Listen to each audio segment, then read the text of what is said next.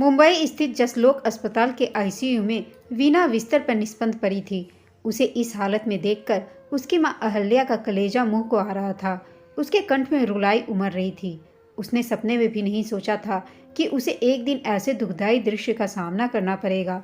वह वीना के पास बैठकर उसके सिर पर हाथ फेरने लगी। मेरी बेटी, वह बुदबुदाई, तू एक बार अपनी आंखें तो खोल दे। तू होश में आ जा तो मैं तुझे बता सकूं कि मैं तुझे कितना चाहती हूँ। तू मेरे दिल के कितने करीब है। तू मुझे छोड़ कर ना जा मेरी लाडो। तेरे बिना तो मेरा संसार सूना हो जाएगा। बेटी को खो देने की आशंका से अहल्या परेशान थी। वह व्यग्रता से डॉक्टर और नर्सों का आना जाना ताक रही थी। उनसे वीना की हालत के बारे में जानना चाह रही थी, पर हर कोई उसे किसी तरह का संतोषजनक उत्तर देने में असमर्थ हो रहा था। जैसे ही उसे वीना के बारे में सूचना मिली, वह पागलों की तरह बदहवास अस्पताल दौड़ी थी। वीना को बेसुध देख वह चीख पड़ी। यह सब कैसे हुआ? क्यों हुआ? उसके होठों पर हजारों सवाल आए थे।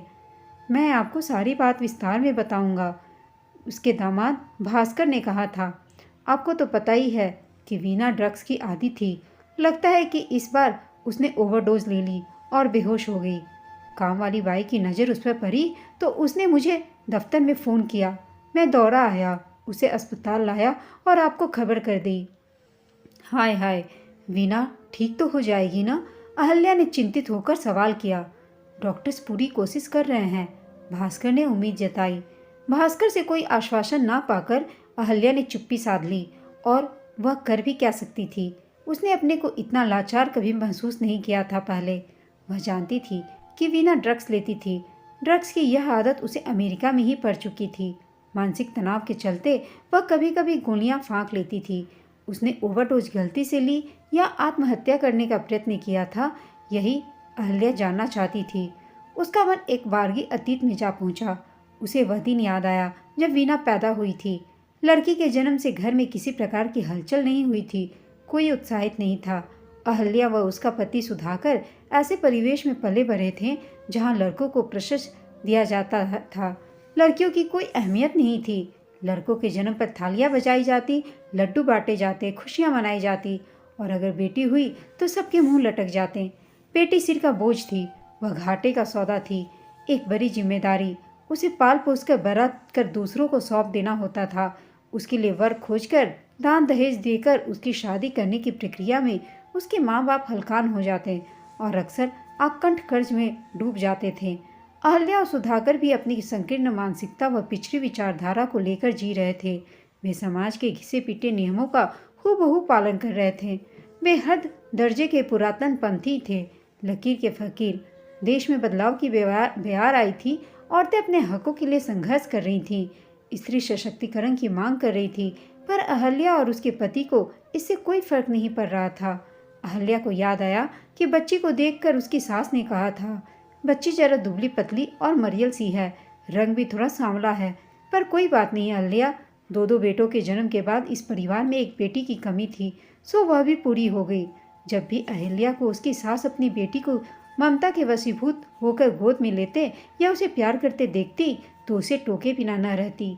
अरे, लड़कियां पराया धन होती हैं, दूसरों के घर की शोभा, इनसे ज़्यादा मुंह मत बढ़ा। तेरी असली पूंजी तो तेरे बेटे हैं, वही तेरी नैया पार लगाएंगे, तेरे वंश की बेल वही आगे बढ़ाएंगे, तेरे बुढ़ापे का सहारा वही तो बनेंगे। सासू माँ जब तब हिदायत देती रहती, अरे बहू, बेटी को ज़्यादा सिर पे मत चढ़ाओ, इसकी आदतें ना बिगाड़ो, एक दिन इसे पराए घर जाना है, पता नहीं कैसे ससुराल मिलेगी, कैसे लोगों से पाला पड़ेगा, कैसे निभेगी। बेटियों को विनम्र रहना चाहिए, दबकर रहना चाहिए, सहनशील बनना चाहिए, इन्हें अपनी हद में रहना चाहिए। देखते ही देखते वीना बरी हो गई। एक दिन अहल्या के पति सुधाकर ने आकर कहा, वीना के लिए एक अच्छा रिश्ता आया है। अरे अहल्या हचकिचाई, अभी तो वह केवल 18 साल की है, तो क्या हुआ, शादी की उम्र थोड़ी हो गई है। जितनी जल्दी अपने सिर से बोझ उतरे उतना ही अच्छा है। लड़के ने खुद आगे बढ़कर उसका हाथ मांगा है। लड़का भी ऐसा वैसा नहीं है, प्रशासनिक अधिकारी है, ऊंची तनख्वाह पाता है, ठाठ से रहता है, हमारी बेटी वहाँ राज करेगी। सुधाकर बोला, लेकिन उसकी पढ़ाई? ओह, पढ़ाई का क्या है, उसके पति की मर्जी हुई तो बाद में भी प्राइवेट से पढ़ सकती है। जरा सोचो, हमारी हैसियत एक आईएएस दामाद पाने की है क्या? घराना भी अमीर है, यूँ समझो कि प्रकृति ने छप्पर फाड़कर धन बरसा दिया है हम पर। लेकिन अगर उसके माता पिता ने दहेज के लिए मुंह फाड़ा तो कह देंगे कि हम आपके द्वार लड़के मांगने नहीं गए थे, वही हमारी बेटी के ऊपर आए थे। जब वीना को पता चला कि उसके ब्याह की बात चल रही है तो वह बहुत रोई धोई। मेरी शादी इतनी जल्दी क्यों माँ? अभी तो मैं और पढ़ना चाहती हूँ, कॉलेज लाइफ एंजॉय करना चाहती हूँ, कुछ दिन बेफिक्री से रहना चाहती हूँ, फिर थोड़े दिन नौकरी भी मुझे करना है। पर उसकी किसी ने नहीं सुनी। उसका कॉलेज छुड़ा दिया गया। शादी की जोर शोर से तैयारियां होने लगी। वर के माता पिता ने एक अरंगा लगाया। हमारे बेटे के लिए एक से बढ़कर एक रिश्ते आ रहे थे। लाखों का दहेज मिल रहा था। माना कि हमारा बेटा आपकी बेटी से ब्याह करने पर तुला हुआ है, पर इसका यह मतलब नहीं कि आप हमें सस्ते से टरका दें।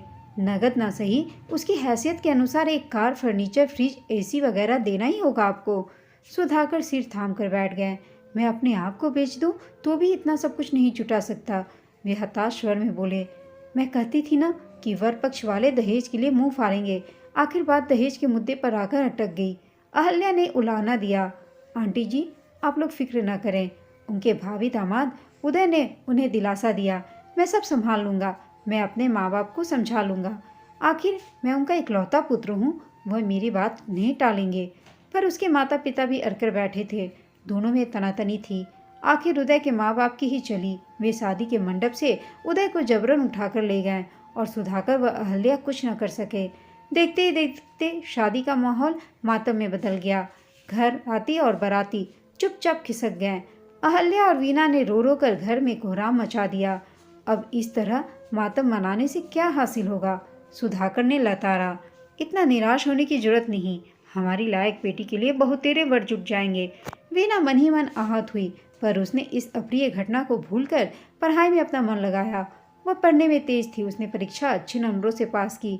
इधर उसके माँ बाप भी निठल्ले नहीं बैठे थे। वे जी जान से एक अच्छे वर की तलाश कर रहे थे। तभी वीना ने एक दिन अपनी माँ को बताया कि वह अपनी एक सहपाठी से प्यार करती है और उसी से शादी करना चाहती है। जब अहल्या ने यह बात पति को बताई तो उन्होंने नाक बहुत सिकोड़ कर कहा, बहुत खूब। यह लड़की कॉलेज पढ़ने जाती है या कुछ और गुल खिला रही थी? कौन लड़का है? किस जाति का है? कैसा खानदान है? कुछ पता तो चले। और जब उन्हें पता चला कि प्रवीण दलित है तो उनकी भ्रिकुटी तंग गई। यह लड़की जो भी काम करेगी वह अनोखा होगा। अपनी बिरादरी में योग्य लड़कों की क्या कमी थी? भाई, हमसे तो जानबूझकर मक्खी निगली नहीं जाएगी। समाज में क्या मुंह दिखाएंगे? हमें किसी तरह से इस लड़के से वीना का पीछा छुड़ाना होगा। तुम वीना को समझाओ। मैं उसको समझाकर हार चुकी हूँ, पर वह जिद पकड़ के बैठी है। कुछ सुनने को तैयार नहीं है। पागल है वह, नादान है। हमें कोई तरकीब भिड़ानी होगी। सुधाकर ने एक तरीका खोज निकाला।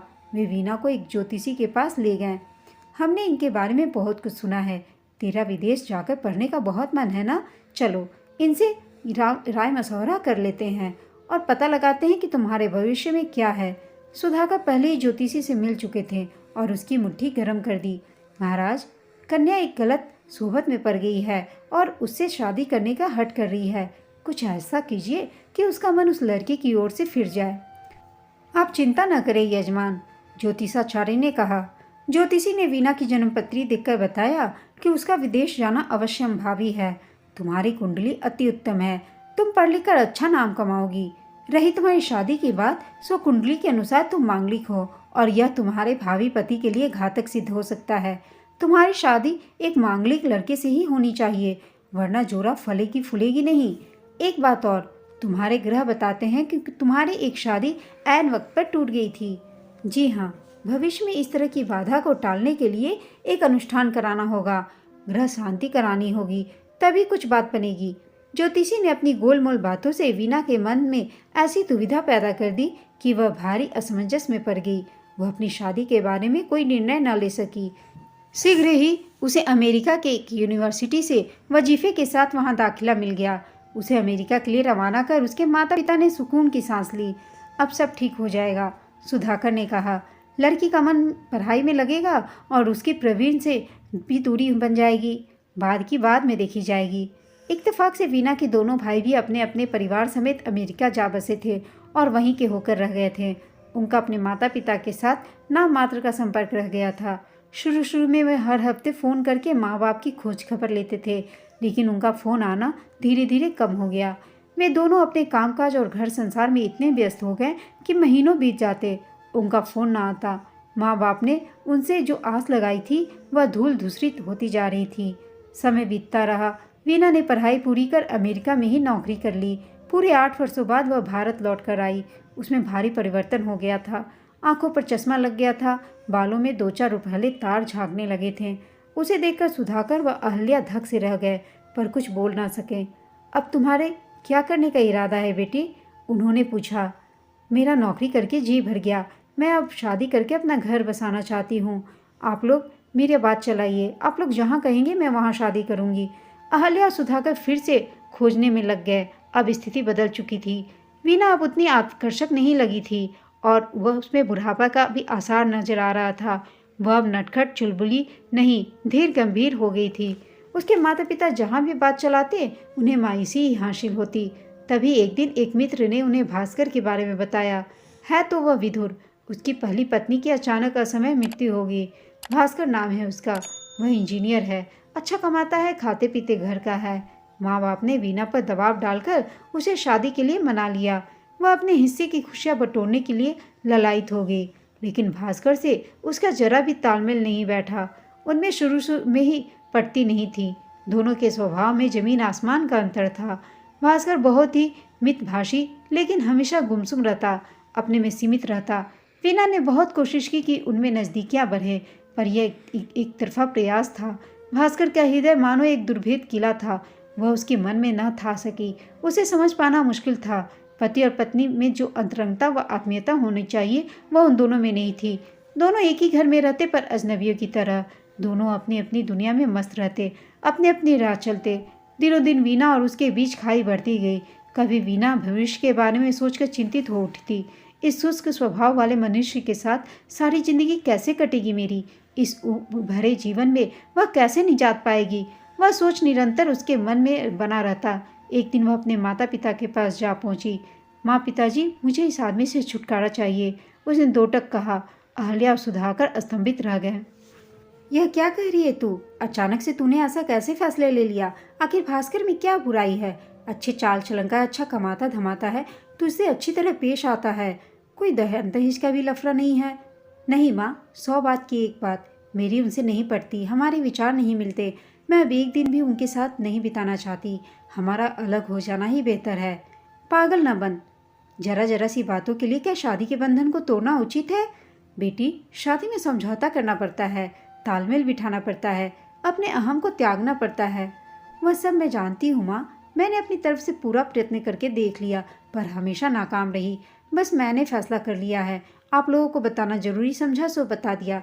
जल्दबाजी में कोई निर्णय ना ले वीना। मैं तो सोचती हूँ कि एक बच्चा हो जाएगा तो तेरी मुश्किलें दूर हो जाएंगी, माँ अहल्या ने कहा। वीना विद्रुपता से हंसी। जहाँ परस्पर चाहत और आकर्षण ना हो, जहाँ मन न मिले, वहाँ एक बच्चा कैसे पति पत्नी के बीच की कड़ी बन सकता है? वह कैसे उन दोनों को एक दूसरे के करीब ला सकता है? तुम ही बताओ माँ। अहल्या और सुधाकर गहरी सोच में पड़ गए। इस लड़की ने तो एक भारी समस्या खड़ा कर दी। अहल्या बोली, जरा सोचो, इतनी कोशिश से तो लड़की को पार लगाया। अब यह पति को छोड़कर वापस घर आ बैठेगी तो हमें इसे सारा जीवन कैसे संभाल पाएंगे? हमारी भी तो उम्र हो रही है। इस लड़की ने तो बैठे बिठाए एक मुसीबत खड़ी कर दी।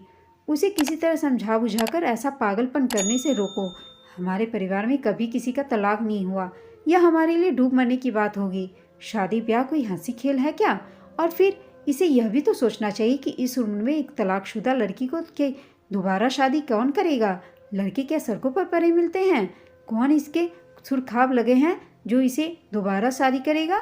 सुधाकर बोले, देखो, मैं कोशिश करके देखती हूँ, पर मुझे नहीं लगता कि वीना मानेगी। अहल्या ने कहा। तभी तो भुगत रही है। हमारा बस चलता तो इसकी शादी कब की कर दी गई रहती। हमारे बेटों ने हमारी पसंद की लड़कियों से शादी की और अपने अपने घर में खुश हैं, पर इस लड़की के ढंग ही निराले हैं। पहले प्रेम विवाह का खुमार सिर पर सवार था, फिर विदेश जाकर पढ़ने का शौक। खैर छोड़ो, जो होना है सो होकर रहेगा। बूढ़े दंपत्ति ने बेटी को समझा बुझाकर वापस उसके घर भेज दिया। एक दिन अचानक हृदय गति रुक जाने से सुधाकर की मौत हो गई। दोनों बेटे विदेश से आए और औपचारिक दुख प्रकट कर वापस चले गए। वे माँ को साथ लेना जाना चाहते थे, पर अहल्या इसके लिए तैयार नहीं हुई। अहल्या किसी तरह अकेली अपने दिन काट रही थी। कि सहसा बेटी के हादसे के बारे में सुनकर उसके हाथों के तोते उड़ गए। वह अपना सिर धुनने लगी। इस लड़की को क्या सूझी? अरे, शादी से खुश नहीं थी तो पति को तलाक दे देती और अकेले चैन से रहती। भला अपनी जान देने की क्या जरूरत थी? अब देखो, जिंदगी और मौत के बीच झूल रही है। हर माँ बाप अपनी संतान का भला चाहते हैं। अहल्या ने सोचा, हमने भी वीना का भला ही तो चाहा था, पर समय को कुछ और ही मंजूर था। आज उसे लग रहा था कि उसने व उसके पति ने बेटी के प्रति न्याय नहीं किया। क्या हमारी सोच गलत थी? उसने अपने आप से सवाल किया। शायद हाँ, उसके मन ने कहा। हम जमाने के साथ नहीं चले, अपनी परिपाटी से चिपके रहे। पहली गलती हमसे यह हुई कि बेटी के परिपक्व होने से पहले उसकी शादी कर देनी चाहिए। अलग अवस्था में उसके कंधों पर गृहस्थी का बोझ डालना चाहा। हम जल्द से जल्द अपनी जिम्मेदारी से मुक्त होना चाहते थे। और दूसरी भूल हमसे तब हुई जब वीना ने अपनी पसंद का लड़का चुना और हमने उसकी मर्जी के खेल को नकार दिया और शादी से साफ मना कर दिया। अब जब वह अपनी शादी से खुश नहीं थी और पति से तलाक लेना चाह रही थी, तब भी हम दोनों पति पत्नी ने इस बात का जमकर विरोध किया। बेटी की खुशी से ज़्यादा उन्हें समाज की चिंता थी कि लोग क्या कहेंगे। यही बात उन्हें दिन रात खाए जाती। उन्हें अपनी मान मर्यादा का ख्याल ज़्यादा रहता था। वे समाज में अपनी साख बनाए रखना चाहते थे, पर बेटी पर क्या बीत रही है इस बात की उन्हें फिक्र नहीं थी। बेटी के प्रति वे तनिक भी संवेदनशील न थे। उसके दर्द का उन्हें जरा भी एहसास नहीं था। उन्होंने कभी अपनी बेटी के मन में बैठने की कोशिश नहीं की, कभी उसकी अंतरंग भावनाओं को नहीं जानना चाहा। उसके जन्मदाता होकर भी वे उसके प्रति निष्ठुर रहे। अहल्या को याद है कि कैसे उसने वीना को परे कर बेटे को कलेजे से लगाया था। उसने हमेशा बेटों को अहमियत दी, जबकि बेटी की अवहेलना की। बेटों को परवान चढ़ाया, पर बेटी जैसे तैसे पल गई। बेटों को अपनी मनमानी करने की छूट दी, पर बेटी पर हजार अंकुश लगाए। बेटों की उपलब्धियों पर हर्षित हुई, पर बेटी की खूबियों को नज़रअंदाज किया। बेटों की हर इच्छा पूरी की, पर बेटी की हर अभिलाषा पर तुषारापात किया। बेटे उसकी गोद में चढ़े रहते या उसकी बाहों में झूलते, पर वीना के लिए न तो उसकी गोद में जगह थी न उसके हृदय में। बेटे और बेटी में उसने पक्षपात क्यों किया? एक औरत होकर उसने औरत का मर्म क्यों नहीं जाना? वह क्यों इतनी हृदय विहीन हो गई? बेटी के विवर्ण मुख को याद कर उसके आंसू बह चले। वह मन ही मन रो रही थी। बेटी, तू जल्दी से होश में आ जा। मुझे तुझसे बहुत कुछ कहना सुनना है। तुझसे क्षमा मांगनी है। मैंने तेरे साथ घोर अन्याय किया, तेरी सारी खुशियाँ तुझसे छीन ली। मुझे अपनी गलतियों का पश्चाताप करने दे। आज उसे इस बात का शिद्दत से एहसास हो रहा था कि जाने अनजाने उसने और उसके पति ने बेटी के प्रति पक्षपात किया, उसके हिस्से के प्यार में कटौती की, उसकी खुशियों के आरे आए, उसे ज़रूरत से ज़्यादा सख्ती की, उस पर बचपन से ही बंदिशें लगाईं, उस पर अपनी मर्जी ला दी। वीना ने भी कठपुतली के समान अपने पिता के सामंती फरमानों का पालन किया, अपनी इच्छाओं आकांक्षाओं का दमन कर उनके इशारों पर चली।